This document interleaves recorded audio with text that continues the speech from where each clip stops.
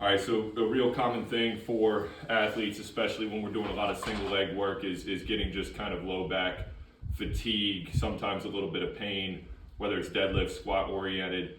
This is something that's very common, and my belief on this is it mostly has to do with the demand for unilateral stability. So whenever we're in that split or that kickstand position, we just get kind of a pronounced fatigue, specifically to the QL, lumbopelvic region.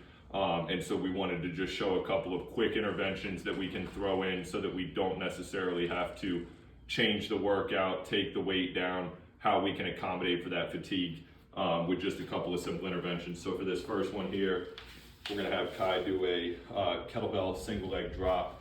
So here we're just getting some thigh switching. I'm gonna use my hand here to block, but normally we would do this against a rack where she's braced on this side. You can go ahead, Kai. So she's sealed down in the low back here, and we're just getting opposite flexion extension, creating some length through the low back. And with all of these, you'll notice by her tempo, this is not necessarily a strength application. This is more just kind of a therapeutic intervention. Perfect. So that being number one. Number two, we want to go to the QL.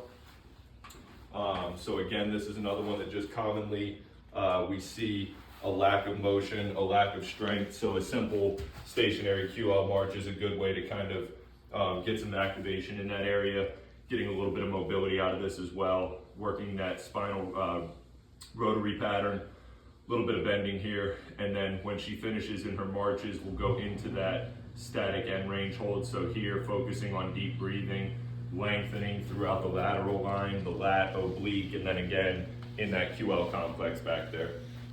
Perfect.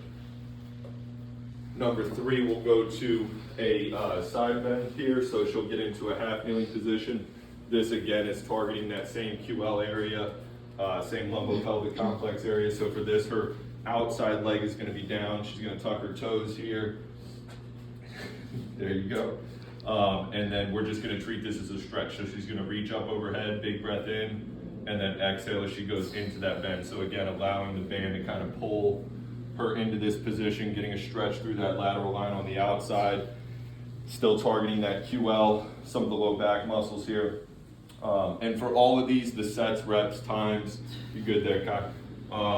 Variable. So, we're thinking things that are going to be non-fatiguing, non-compounding. So we don't want to do a ton of volume or a ton of stress with this.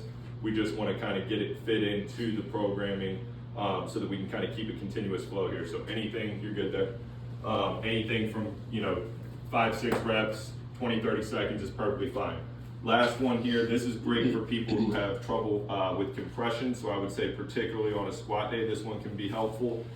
This is just using a roller in the wall for a little bit of sacral traction here, a little bit of spinal unloading. So for here, she's gonna get real tight to the wall, sweep the legs up, take a breath in, and then exhale as she pushes up and away here.